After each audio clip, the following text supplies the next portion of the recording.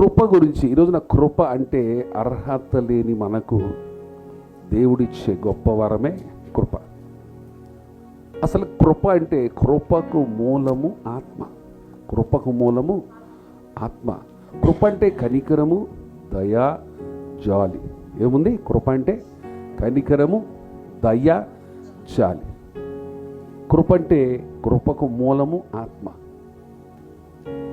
అర్హత లేని మనకు దేవుడిచ్చిన గొప్ప వరమే కృప. ఈ కృపను మనం వాడుకోవాలి. ఈ గిఫ్ట్ని ఏం చేయాలి? మనము ఈ వరము అంటే గిఫ్ట్ని మనము ఈరోజు నుంచి వాడుకోవాలి. అర్హత లేని మనకు దేవుడిచ్చే గొప్ప వరమే కృప. ఆ కృపకు మూలము ఆత్మ, జాలి, దయ, కనికరం. ఇప్పుడు ఈ లక్షణాలు ఉన్నటువంటి దేవాతి దేవుడు కృపా సత్య సంపూర్ణుడిగా ఈ భూమి మీదకి వచ్చాడు.